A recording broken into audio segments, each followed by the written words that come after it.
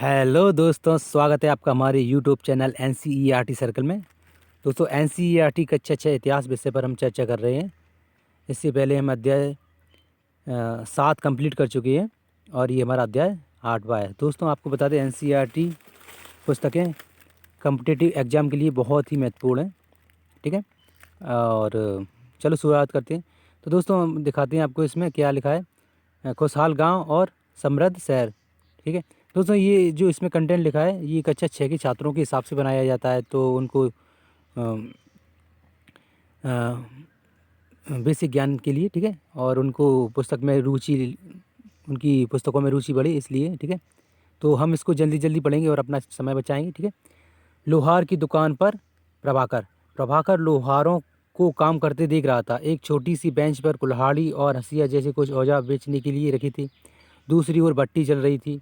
लोहार औजार बनाने के लिए दो लोग लोहे की एक छड़ को गर्म कर उसे पीट रहे थे। प्रभाकर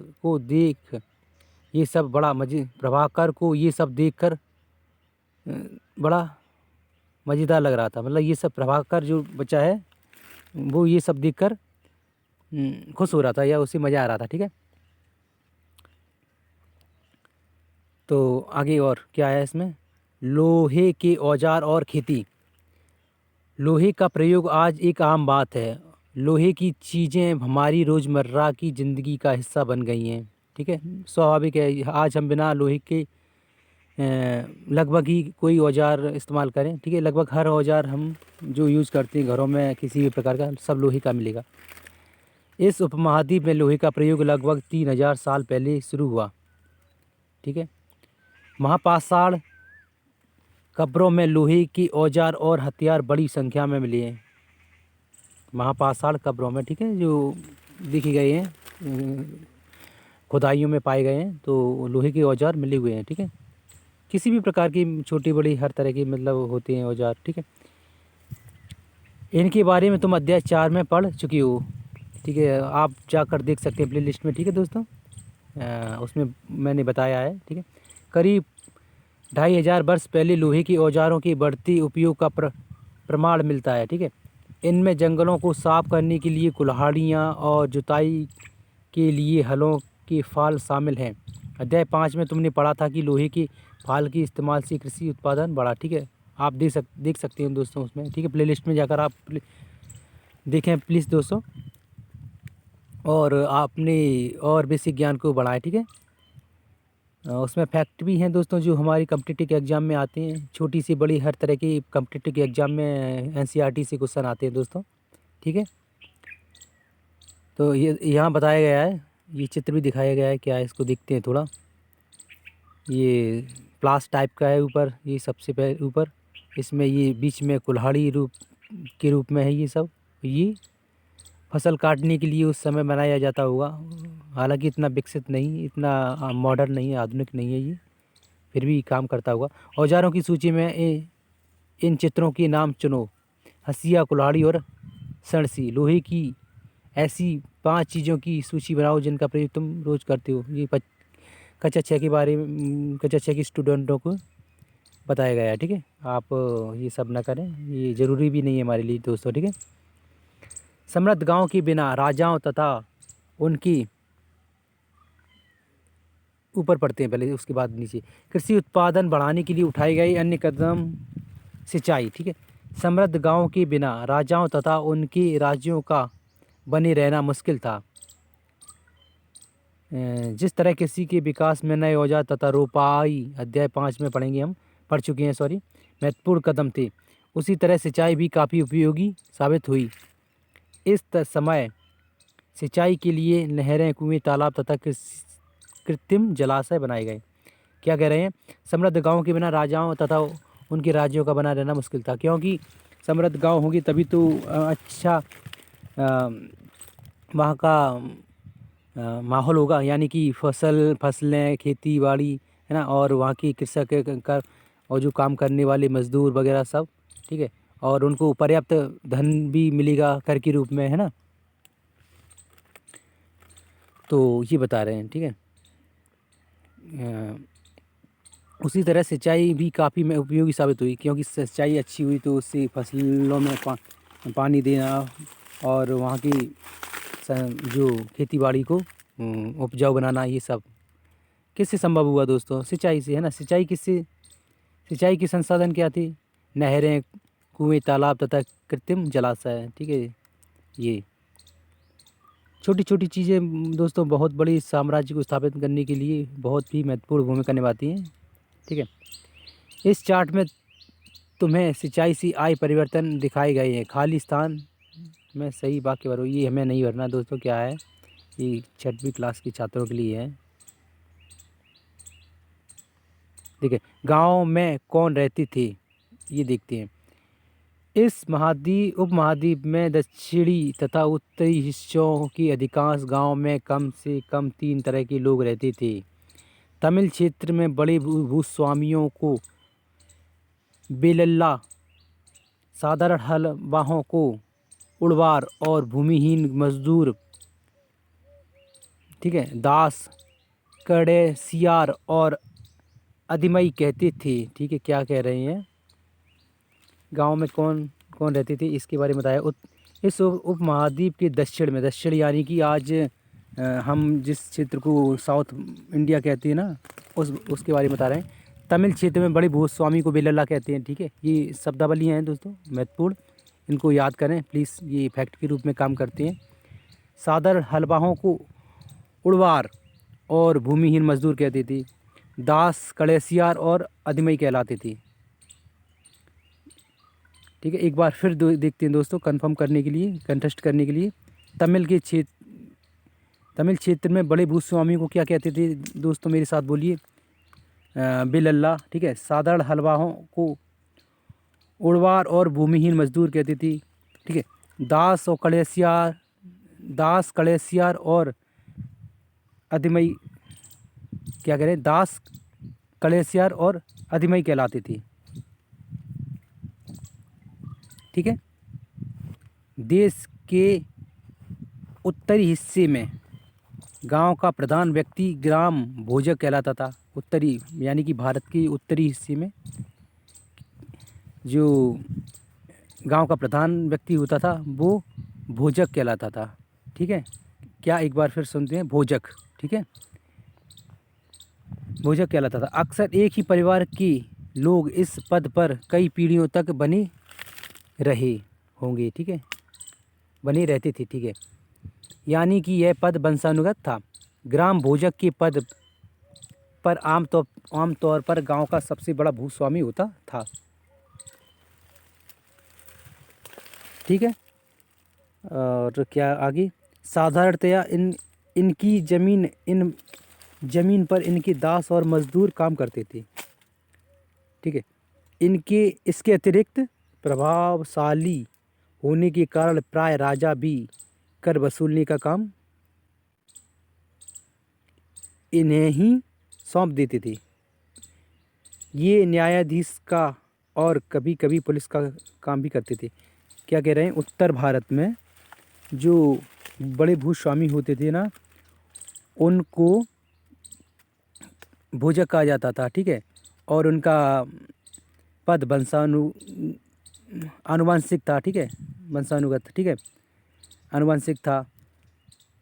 यानी कि एक इंसान हुआ, उसका बच्चा, फिर उसका बच्चा इस पद पर बना रहता था, ठीक है। और इन पर ज़मीन तो बड़ी होती थी, ठीक है।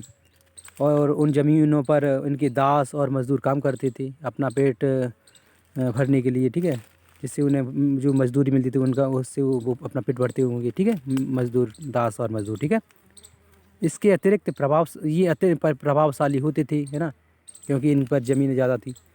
तो इस कारण राजा लोग, जो उस क्षेत्र का राजा होता था, वो जनता से कर वसूलने के लिए इन्हें ही चुनता था। इनसे बोलता था कि जाइए अपने क्षेत्र से कर वसूलिए, ठीक है। ये बताया जा रहा है, ठीक है दोस्तों। लेकिन एनसीईआरटी की खूबसूरती दोस्तों ये है कि इसमें किसी भी चीज़ को बहुत ही सरल और अच्छी भाषा में समझाया जाता है, ठीक है। कम शब्दों में और सरल भाषा में समझाया जाता है, ठीक है। आगे पढ़ते हैं। और प्राय ये न्यायाधीश का भी काम करती थी और कभी कभी पुलिस का भी काम इन्हीं को सौंप दिया जाता था। ठीक है, किसी भी अपराध को देख रेख में, मतलब किसी कोई अपराध कर रहा है तो उसको दंड देना या उसको सज़ा सुनाना, ये भी काम इन्हीं का था। ठीक है, वैसे राजा का काम भी होता था, लेकिन कभी कभी स्थिति को देखकर। ठीक है, आगे बढ़ते हैं। ग्राम भोजकों के अलावा अन्य स्वतंत्र कृषक भी होते थे जिन्हें गृहपति कहते थे। इनमें ज़्यादातर छोटे किसान ही होते थे। इसके अतिरिक्त कुछ ऐसी स्त्री पुरुष थे जिनके पास अपनी ज़मीन नहीं होती थी। इनमें दास कर्मकार आते थे जिन्हें दूसरों की ज़मीन पर काम करके अपनी जीविका चलानी पड़ती थी अपनी जीविका, मतलब दूसरों की खेती पर अपना मतलब जीवन यापन करना पड़ता था। वो कहने का मतलब ये बोल रहे हैं कि जो जिनके पास खुद की ज़मीन नहीं थी ना, वो इन जमींदारों की खेती पर काम करके अपनी जीविका चलाते थे। ठीक है, अधिकांश गांव में लोहार, कुम्हार, बढ़ई और बुनकर जैसे कुछ शिल्पकार भी होते थे। ठीक है, तो आगे बढ़ते हैं। प्राचीनतम तमिल रचनाएं, ये दोस्तों प्राचीनतम तमिल रचनाएं बताई जा रही हैं कि तमिल की प्राचीनतम रचनाओं को संगम साहित्य कहते हैं। इसकी रचना करीब 2300 साल पहले की गई है। ठीक है, तमिल रचना। इन्हें संगम इसलिए कहा जाता है क्योंकि मदुरई के कवियों के सम्मेलनों में इनका संकलन किया गया। मैं बोल रहे हैं मानचित्र 7 पृष्ठ 105 दिखे। ठीक है, दिखेंगे अभी। गांव में रहने वालों के जिन तमिल नामों का उल्लेख यहाँ किया गया है वे संगम साहित्य में पाए जाते हैं। चित्र कहाँ बताया गया है दोस्तों?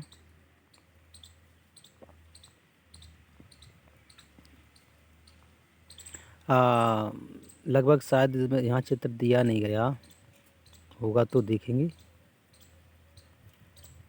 नहीं है दोस्तों ये एनसीईआरटी आप रोज़ पढ़ेंगे तो आपको काफ़ी बहुत जानकारियाँ मिलेंगी दोस्तों, इसलिए हम आपको एक एक शब्द के बारे में बता रहे हैं और आप इससे फैक्ट निकाल कर अपने महत्वपूर्ण क्वेश्चनों को हल कर सकती हैं। ठीक है, आगे देखते हैं। नगर क्या कहती हैं कहानियाँ, यात्रा विवरण, मूर्ति कलाएँ और पुरातत्व। तुमने जातकों के बारे में सुना होगा। ये वो कहानियाँ हैं जो आम लोगों में प्रचलित थीं। बौद्ध भिक्षुओं ने इनका संकलन किया। यहाँ एक जातक कथा दी गई है जिसमें यह बताया गया है कि एक निर्धन किस तरह धीरे धीरे धनी बन जाता है। देखिए बताते हैं, ये कहानी पढ़ते हैं तो दोस्तों रोचक कहानी लग रही है। मैंने पढ़ा है इसके बारे में। तो एक निर्धन की चतुराई। एक शहर में एक गरीब युवक रहता था। उसके पास एक मरे चूहे के अलावा कुछ नहीं था। उसने उस चूहे को एक सिक्के में एक भोजनालय वाले की बिल्ली के लिए बेच दिया। भोजनालय वाले की बिल्ली के लिए बेच दिया। फिर एक दिन बड़ी जोर से आंधी आई। राजा का बगीचा टूटी टहनियों और पत्तों से भरा गया। उनका माली इसे साफ करने की बात से परेशान हो उठा। युवक ने माली से कहा कि अगर लकड़ियाँ और पत्ते उसे मिल जाएं तो वह बगीचे की सफाई कर सकता है। माली तुरंत मान गया। युवक ने पास खेल रहे बच्चों को यह कहकर इकट्ठा किया कि प्रत्येक टहनी और पत्ते के बदले में उन्हें एक एक एक मिठाई मिलेगी, ठीक है। देखते ही देखते उन्होंने बगीचे से एक एक तिनका चुनकर गेट के बाहर पूरे ढेर को क्या कहा उन्होंने, चुनकर गेट के पास इकट्ठा कर दिया। हाँ, इस इधर तभी उधर से राजा का कुम्हार बर्तनों को पकाने के लिए ईंधन की तलाश में गुजरा। उसने उसने पूरे ढेर को खरीद लिया, ठीक है। इस तरह युवक के पास कुछ और पैसे हो गए। अब उस युवक ने एक और योजना बनाई।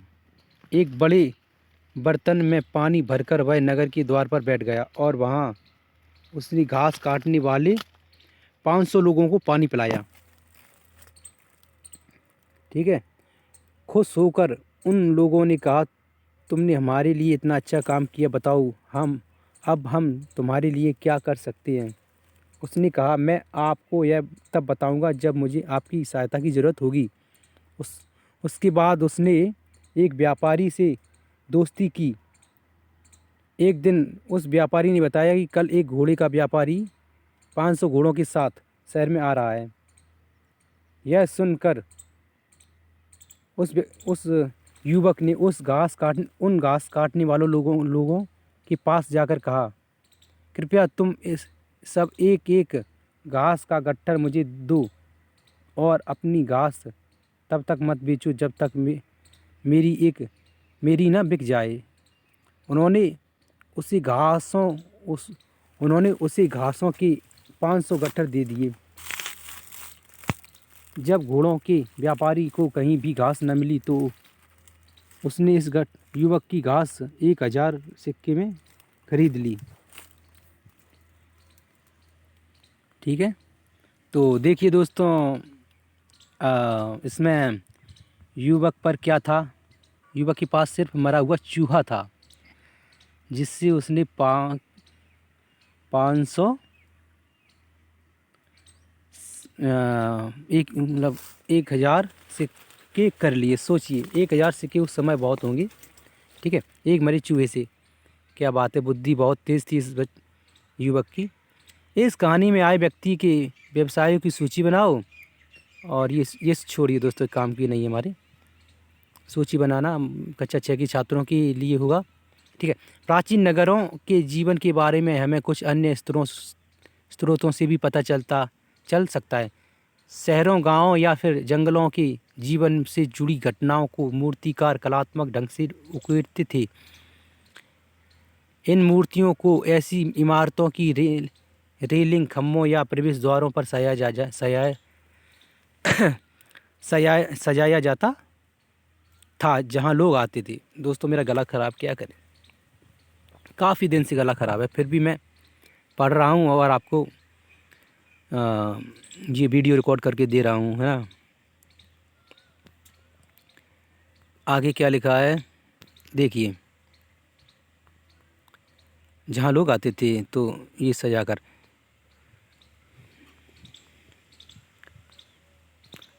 इधर देखते हैं नीचे, सांची की मूर्ति कला। यह मध्य प्रदेश स्थित सांची की स्तूप की मूर्ति कला का नमूना है। इसमें शहर के जीवन का एक दृश्य है। तुम अध्याय 11 में सांची के बारे में पढ़ोगे या पढ़ोगी, ठीक है। इन दीवारों को देखो, क्या वे ईंट की बनी हैं या फिर लकड़ी या पत्थर से? क्या इसकी रेलिंग लकड़ी की बनी है? इन इमारतों की छतों का वर्णन करो। देखिए इसके बारे में बता रहे हैं, तो कितना बेहतरीन तरीके से बनाया जाता होगा उस समय। ये चेहरे, सर, पूरा शरीर और जानवरों के साथ लोग चल रहे हैं, खड़े हैं, बैठे हैं, ये सब बताया जा रहा है इसमें, ठीक है। ये सांची के गेट के बाहर लगा हुआ है, ये बता रहे हैं, दीवारों के पास, ठीक है। रेलिंग वगैरह अब हर जगह बनाया जाता था। और ये क्या है दोस्तों, दिल्ली में मिला बयल कूप। हड़प्पा की जल निकास व्यवस्था से यह कैसे भिन्न है? हड़प्पा की जल निकास व्यवस्था मैंने आपको बताया, आप अध्याय में देख सकते हैं आगे PDF में जाकर, अध्याय 1-2 में। ठीक है, तो आगे देखते हैं। अध्याय 5 में वर्णित अनेक शहर महाजनपदों की राजधानी थे, जैसे कि तुमने पढ़ा। इनमें से कुछ शहर परकोटों से घिरे होते थे, परकोटों यानी कि दीवालों से, ठीक है, बड़ी बड़ी दीवालों से। ठीक है, जैसा कि तुम ऊपर के चित्र में देख रहे हो, अनेक शहरों में वलयकूप मिले हैं। ये वलयकूप गुसलखाने, नाली या कूड़ेदान के लिए प्रयुक्त होते थे। प्राय ये वलयकूप लोगों के घरों में होते थे।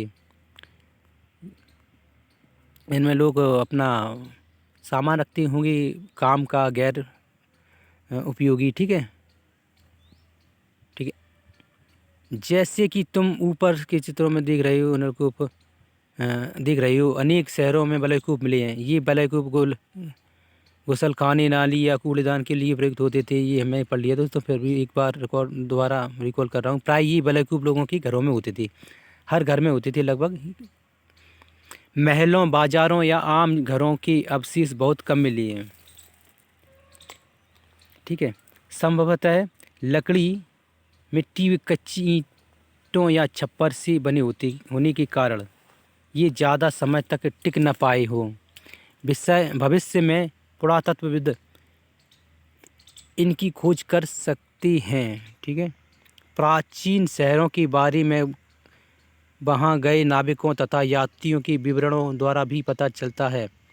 ऐसा ही एक विस्तृत विवरण किसी अज्ञात यूनानी नाविक का है, जिन जिन पर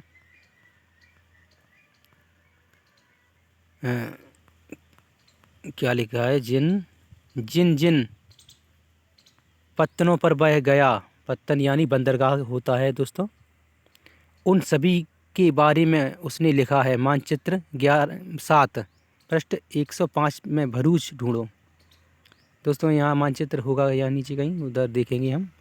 अब उसके द्वारा दिए गए वर्णन को ढूंढो। ये 6वीं क्लास के बच्चे के बारे में बच्चों को होमवर्क दिया गया होगा। ठीक है, हम देखते हैं आगे। बेरीगाजा, भरूच का यूनानी नाम की कहानी देखते हैं। ठीक है, बेरीगाजा की संकरी खाड़ी में समुद्र से आने वालों के लिए नाव चला पाना बहुत मुश्किल था। राजा के द्वारा नियुक्त कुशल और अनुभवी स्थानीय मछुआरे ही यहाँ जहाज ला सकते थे।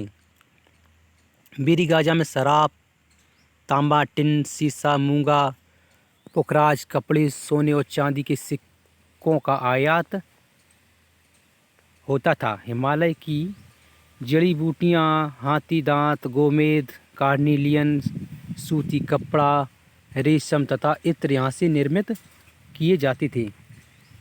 राजा के लिए व्यापारी विशेष उपहार लाते थे। इनमें चांदी के बर्तन, गायक, किशोर, सुंदर औरतें, अच्छी शराब तथा उत्कृष्ट महीन कपड़े शामिल थे। तो दोस्तों ये क्या कह रहे हैं, ये उस समय भरूच यानी जो बेरीगाचा उसका यूनानी नाम था, आधुनिक भरूच है, ये एक बंदरगाह का काम करता था उस समय। ठीक है, यहाँ से जो चीज़ें आती थी वो ये दिखाई नीचे लिखी हैं, और जो चीज़ें यहाँ मतलब यहाँ से विदेश जाती थी वो ये इधर नीचे लिखी हैं, और जो आयात की जाती थी वो ये ऊपर लिखी हैं। आयात क्या किया जाता था दोस्तों? शराब, तांबा, टिन, सीसा, मूंगा, पुखराज, कपड़े, सोने चांदी के सिक्के आयात किए जाते थे। ठीक है, आयात यानी मतलब दूसरे देश से मंगाना। ठीक है, हिमालय की जड़ी बूटियाँ, हाथी दांत, गोमेद, कार्नियल, सूती कपड़ा, रेशम तथा इत्र यहाँ से निर्यात किए जाते थे, मतलब अपने देश से दूसरे देश में भेजे जाते थे। ठीक है, इंपोर्ट और एक्सपोर्ट यानी कि ऐसे इंग्लिश में समझें तो। ठीक है दोस्तों, इंपोर्ट यानी कि आयात और एक्सपोर्ट यानी निर्यात। ठीक है, राजा के लिए व्यापारी विशेष उपहार लाते थे। इनमें चांदी के बर्तन, गायन, किशोर, सुंदर औरतें, अच्छी शराब तथा उत्कृष्ट महीन कपड़े। देखिए दोस्तों, यहाँ पे एक बात नोट करने योग्य है कि सुंदर औरतें भी आयात की जाती थीं, यानी कि उस समय भी वेश्यावृत्ति टाइप का कुछ चलता होगा। खैर शायद ये भी नहीं कह सकती, उस समय शायद नृत्य कला दरबार में चलती होगी, है ना, राजा नृत्य की शौकीन होंगी, ठीक है। तो ये सब भी हो सकता है, गायन किशोर सुंदर औरतें। तो यहाँ लिखा है, मैं ये पूरी तरह से नहीं कह सकता, या कोई भी और भी नहीं कह सकता कि वेश्यावृत्ति टाइप का कुछ चलता होगा, लेकिन फिर यहाँ दिखाया गया है तो इस आधार पर शक किया जा सकता है, ठीक है। ठीक है, ये पूछ रहे हैं, ये क्वेश्चन छोड़ो, छठवीं क्लास के बच्चे के लिए है, ठीक है। पत्तनों पर, ये तो पढ़ लिया था, ये देखते हैं, आहत सिक्के। आज सिक्के सामान्यतः आयताकार और कभी कभी वर्गाकार या गोल होते थे। ये या तो धातु की चादरों को काटकर या धातु के चपटे गोलिकाओं से बनाए जाते थे, ठीक है। इन सिक्कों पर कुछ लिखा हुआ नहीं था, बल्कि इन पर कुछ चिन्ह ठप्पे से बनाए जाते थे, इसलिए ये आहत सिक्के कहलाए। ये सिक्के उपमहाद्वीप के लगभग अधिकांश हिस्सों में पाए जाते हैं और ईसा की आरंभिक सदी तक ये प्रचलन में रहे, ठीक है दोस्तों। ये आहत सिक्के है, देखिए ये सिक्का, इसका पीछे का भाग ये है, दिखाया गया है, ठीक है। तो ये कैसे बनाए जाते हैं, जैसे कि हम एक उदाहरण बताते हैं। जैसे हम थोड़ी मिट्टी लें और उसको लोई की तरह बना लें और उस पर किसी भी तरह का ऐसा चिन्ह बना दें, जैसे कि मानी अपनी मुट्ठी लेकर ऐसे ठोक दें, तो जो हमारी उस पर जो मुट्ठी बने छपेगी ना, या पंच करके उस पर मुक्का छापें अपना, तो उस पर जो छप जाता है ना, और फिर उसको सुखा दें, तो जो उसमें चित्र सा बनेगा वो सब। इस समय ये आकृति पंच की जाती होगी, ठीक है। तो ये सब दोस्तों समझाने के लिए कुछ भी उदाहरण ले सकते हैं, ठीक है। आगे चलते हैं। सिक्के, पृष्ठ 82 पर दी गई कहानी में तुमने देखा कि किस तरह सिक्कों के आधार पर संपत्ति का मूल्यांकन किया गया। पुरातत्वविदों को इस युग के हजारों सिक्के मिले हैं, ठीक है। सबसे पुराने आहत सिक्के थे जो करीब 500 साल चले। इनका चित्र नीचे दिया गया है। चांदी या तांबे के सिक्कों पर विभिन्न आकृतियों को आहत कर बनाए जाने के कारण इन्हें आहत सिक्का कहा जाता था, ठीक है। और इसके बाद आगे चलते हैं। विनिमय के अन्य साधन, ये विनिमय यानी कि लेन देन, ठीक है दोस्तों। संगम साहित्य की इस छोटी सी कविता को पढ़ते हैं दोस्तों, ठीक है। खेतों के सफ़ेद धान गाड़ियों पर लादे जा रहे हैं, नमक के लिए लंबे लंबे रास्ते, चांदी सी सफ़ेद रेत पर परिवार को समेटे, कहीं छिपे कहीं पीछे छूट न जाए, शहरों में नमक के सौदागर के यूं चले जाने से सिर्फ सन्नाटा रह जाता है। समुद्र के किनारे नमक का बहुत ज़्यादा उत्पादन होता है। ये दोस्तों वो बताया जा रहा है कि ये कहानी के रूप में लिख दिया है जो वहाँ किसी ने देखा होगा, ठीक है। आगे चलते हैं। नगर अनेक गतिविधियों के केंद्र। अक्सर नगर कई कारणों से महत्वपूर्ण हो जाते थे। उदाहरण के लिए मथुरा, मानचित्र 7 पृष्ठ 105 को देखो, ठीक है। देखेंगे बाद में, अभी दोस्तों पढ़ते हैं। यह 2,500 साल से भी ज़्यादा समय से एक महत्वपूर्ण नगर रहा है, क्योंकि यह यातायात और व्यापार के दो प्रमुख रास्तों पर स्थित था। इनमें से एक रास्ता उत्तर पश्चिम से पूर्व की ओर, दूसरा रास्ता दक्षिण की ओर जाने वाला था, ठीक है। शहर के चारों ओर किलेबंदी थी। मथुरा के बारे में बताया जा रहा है। इनमें अनेक मंदिर थे। आसपास के किसान तथा पशुपालक शहर में रहने वालों के लिए भोजन जुटाते थे। मथुरा बेहतरीन मूर्तियाँ बनाने का केंद्र रहा है, मतलब केंद्र था, ठीक है, आज भी है। लगभग 2000 साल पहले मथुरा कुषाणों की दूसरी राजधानी बनी। इसके बारे में तुम अगले अध्याय में पढ़ोगे, ठीक है। मथुरा एक धार्मिक केंद्र भी रहा है। यहाँ बौद्ध विहार और जैन मंदिर हैं। ठीक है, मथुरा में बौद्ध विहार और जैन मंदिर भी हैं। ठीक है, यह कृष्ण भक्ति का एक महत्वपूर्ण केंद्र था।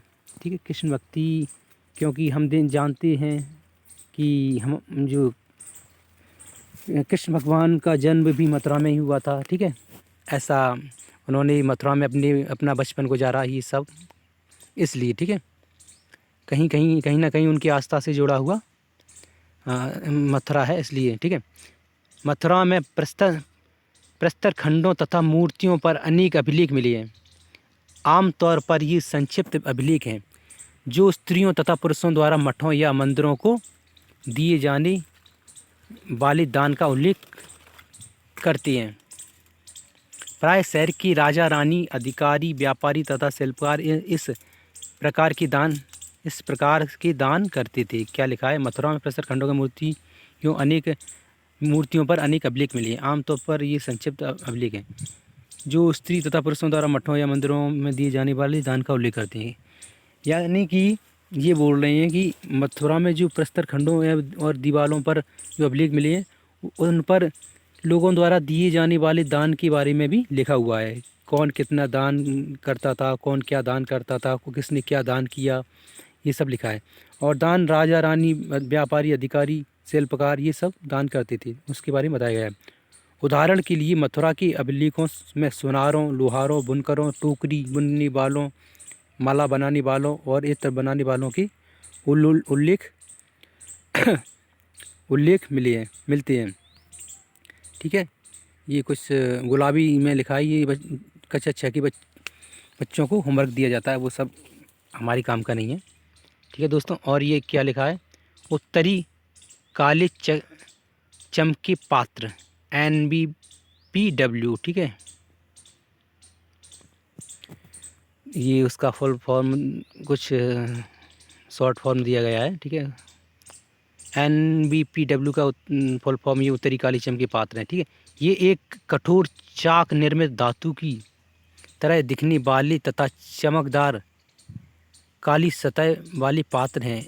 इसे बनाने के लिए कुम्हार मिट्टी के बर्तनों को भट्टों पर उच्च ताप पर रखते थे, जिसके परिणाम स्वरूप इन बर्तनों की बाहरी सतह काली हो जाती थी।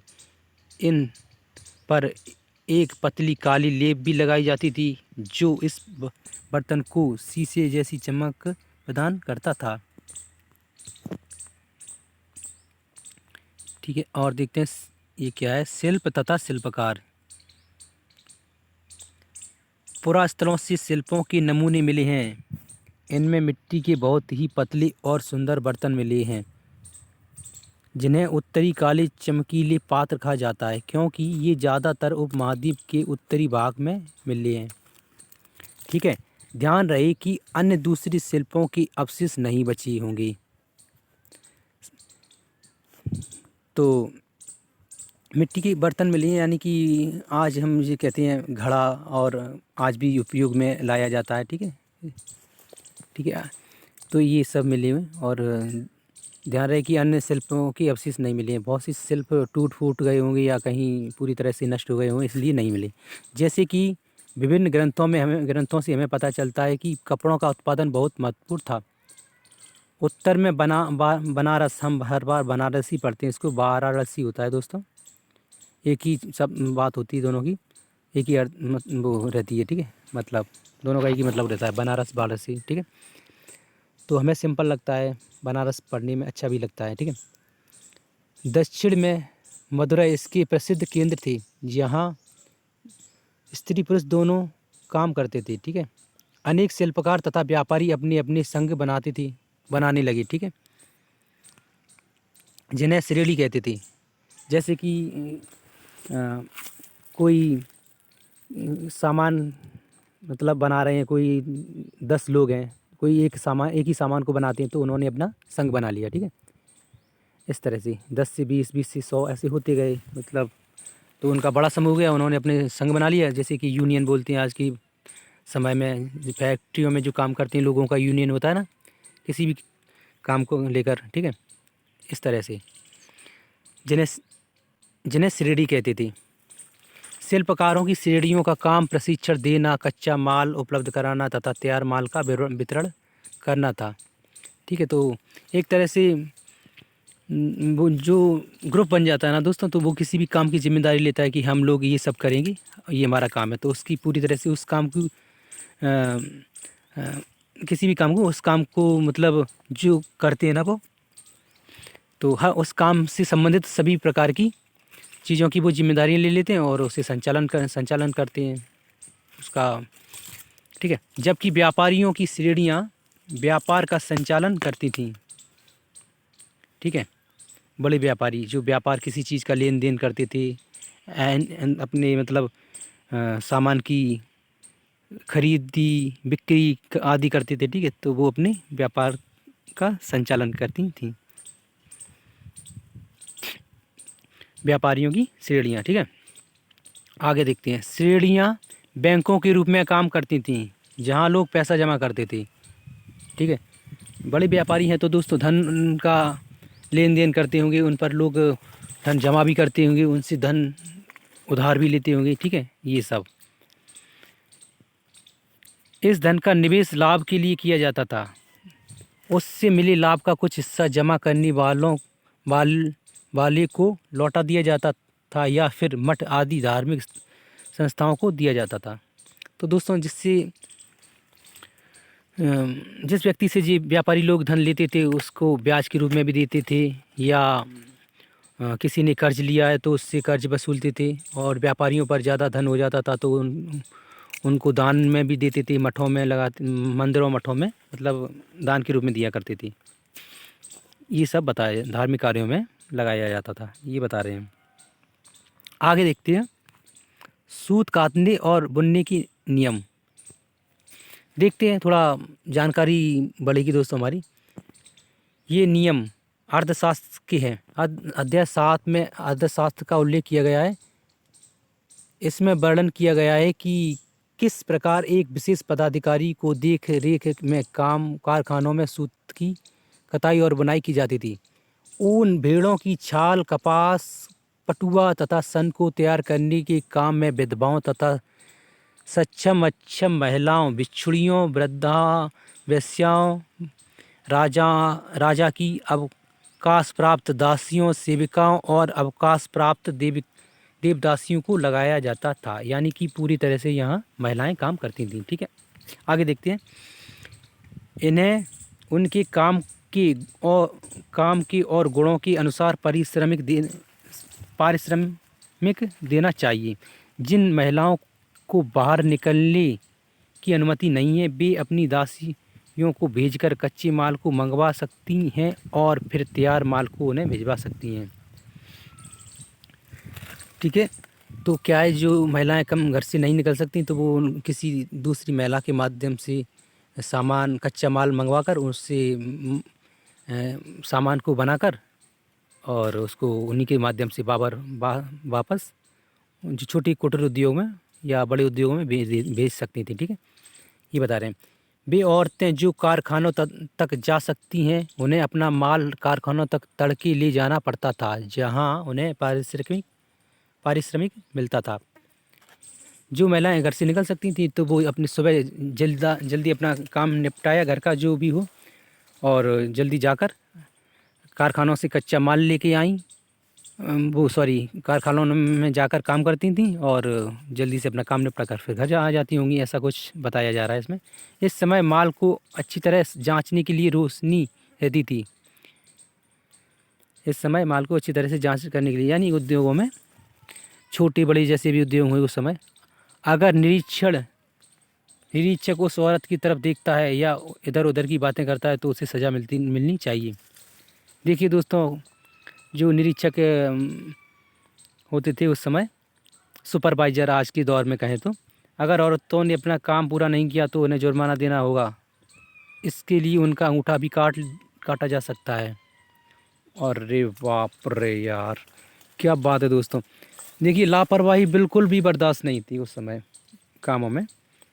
क्या अब दोस्तों मैं पूरी एक बार ये बताना चाहूँगा आपको कि इनमें किस किन प्रकार की औरतों को लगाया जाता था? विधवाओं को, ठीक है, अक्षम सक्षम और महिलाएं, ठीक है, बिछुड़ियों को, वृद्धावस्थियों को, राजा की अवकाश प्राप्त दासियां जिन्होंने मतलब राजा से अवकाश प्राप्त किया है, सेविकाओं और अवकाश प्राप्त देवदासियों को लगाया जाता, काम में लगाया जाता। अगर जो घर से नहीं निकल सकती थी महिलाएं, उनके लिए घर में ही सामान उपलब्ध कराया जाता था किसी भी प्रकार से, या वो मंगवा सकती थी, ठीक है। और जो घर से निकल सकती थी तो वो तड़के सुबह जल्दी जागकर अपने घर से अपना काम करके और उद्योगों में जाकर काम करती थी। कहने का मतलब था कि लगभग सभी महिलाएं ये सूत कातने और बुनने के कामों में मतलब लगी रहना चाहती थी, और उनको काम भी करना भी पड़ता था। कहने का मतलब ये प्रेशर भी रहता था उनके पास, क्योंकि ये उद्योग उस समय काफ़ी फल फूल रहे थे। और उनको लगे रहने का मतलब ये है कि उनको भी एक काम का मतलब तजुर्बा होता होगा, और वो काम सीखती होंगी, और सेल्फ डिफेंस की स्थिति भी एक बनती होगी, ठीक है।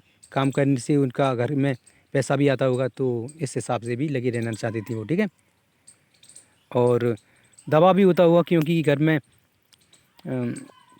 बैठे बैठे क्या करेंगी, तो राजा का आदेश भी होता होगा, ठीक है, कि काम करें। तो हम उनके राज्य में ये सामान जो उत्पन्न होंगी बनेगा, ये सामान तो बाहर दिन अन्य देशों में जाएगा, तो वहाँ से पैसा आएगा और उनका राज्य फलेगा फूलेगा, है ना। ये सब बताया जा रहा है, ठीक है।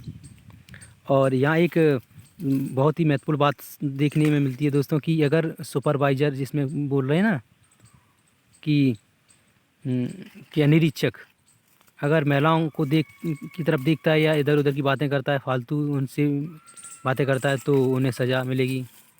और अगर ये भी देखा गया है, उस बताया जा रहा है कि अगर महिलाएं काम करने में लापरवाही दिखाती हैं या काम पूरा करती नहीं हैं या वक्त पर काम करके नहीं देती, तो उनको सज़ा मिलती थी, जुर्माना भी देना होता था, और उनका अंगूठा भी कर लिया जाता था दोस्तों, ठीक है। तो इतना सख्त कानून था उस वक्त। लेकिन ये दोस्तों बता दें हम आपको, ये अर्थशास्त्र जो कौटिल्य का अर्थशास्त्र है उसमें बताया गया है, ठीक है। उसका एक अध्याय है, छोटा सा एक चैप्टर कह सकते हैं, एक पेज में लिखा हुआ उनके में जो कुछ भी, ठीक है। आगे देखते हैं, ठीक है। सूक्ष्म निरीक्षण अरिकामेडु मानचित्र 7 पृष्ठ 105 में अरिकामेडु पुडुचेरी में ढूंढेंगे। अभी मैप देखना पड़ेगा नीचे जाके, ठीक है। पृष्ठ 88 में रोम के बारे में दी जानकारी पढ़ो। लगभग 2200 से 1900 साल पहले अरिकामेडु एक पत्तन था। पत्तन बोले तो बंदरगाह दोस्तों, ठीक है। यहाँ दूर दूर से आए जहाज़ों से सामान उतारे जाते थे। यहाँ ईंटों से बना एक ढांचा मिला है जो संभवतः गोदाम रहा होगा या रहा हो, ठीक है, एक ही बात है। यहाँ भूमध्य सागरीय क्षेत्र की एम्फोरा जैसी पात्र मिले। एम्फोरा एक बर्तन होता है दोस्तों, ठीक है। आगे देखेंगे उसके बारे में। इनमें शराब या तेल जैसे तरल पदार्थ रखे जा सकते हैं, ठीक है।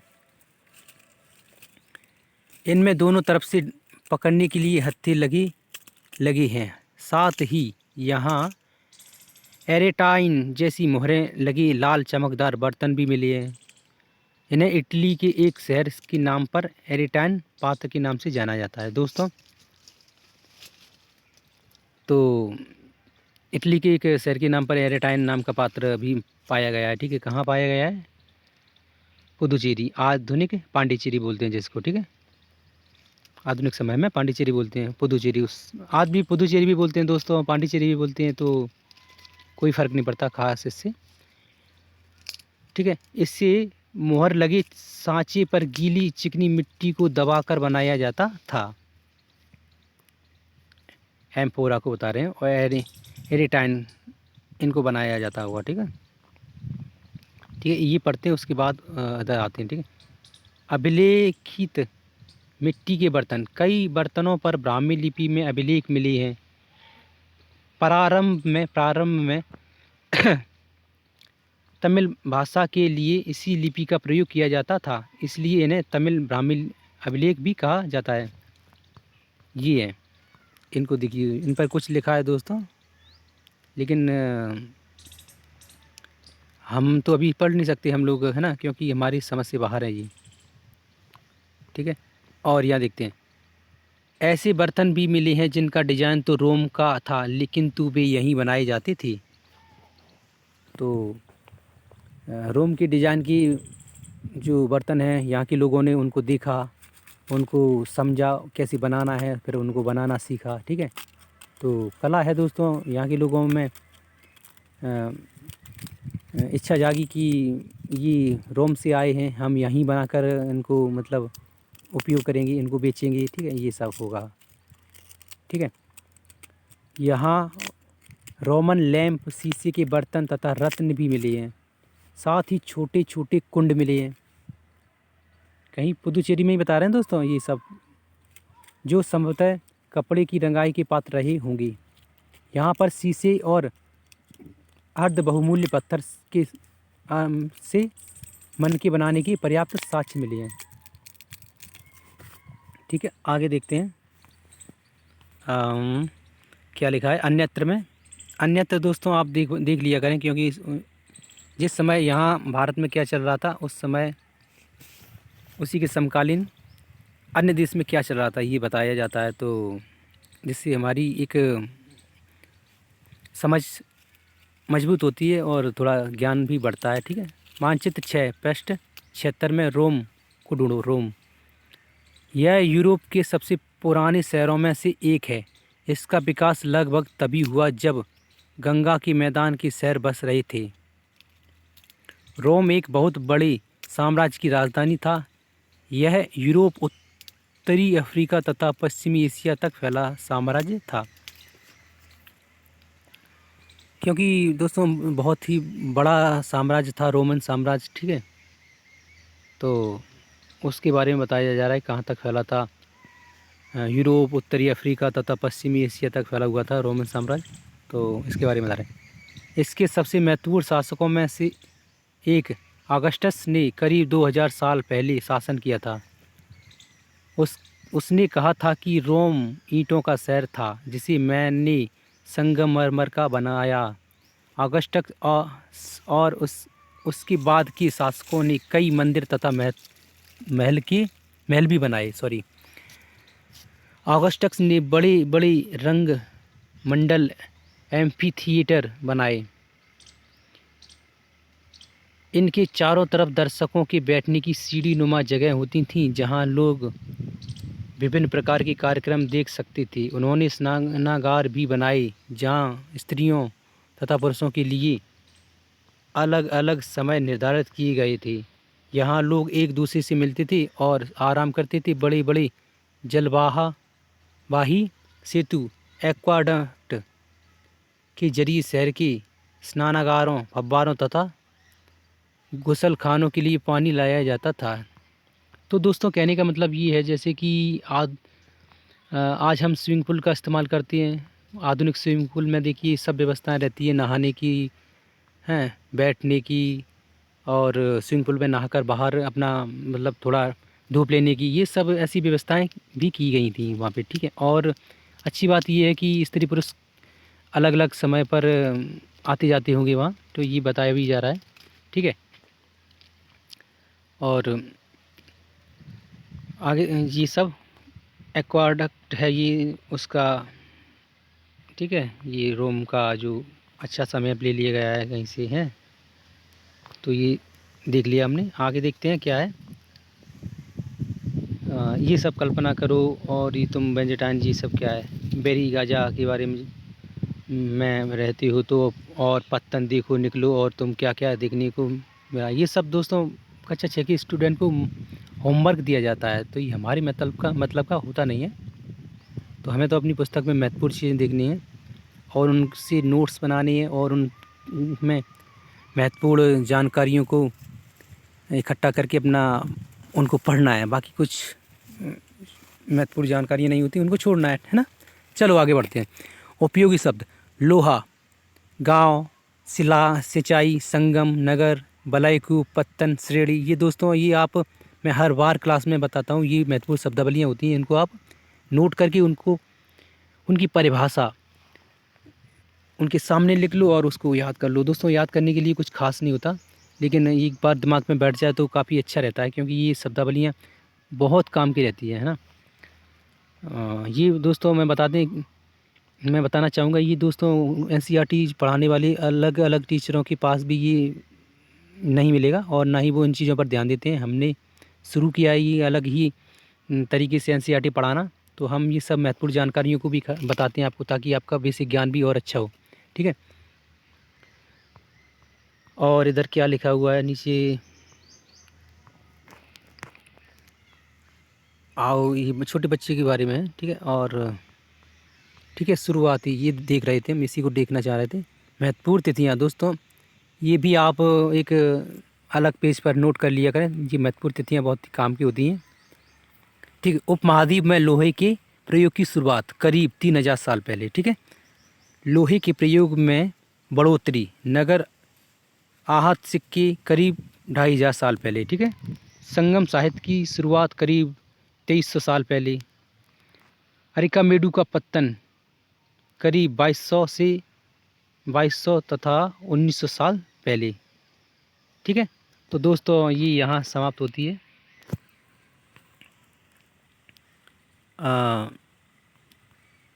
ठीक है, अब इतना ही है दोस्तों, इसके आगे कुछ नहीं है। तो दोस्तों वीडियो पूरी देखने के लिए आपका धन्यवाद। दोस्तों मैं आपसे एक छोटी सी रिक्वेस्ट करना चाहूँगा, प्लीज़ हमारा चैनल को सब्सक्राइब करें, हमारी वीडियो को शेयर करें और प्लीज़ लाइक करें। Thank you.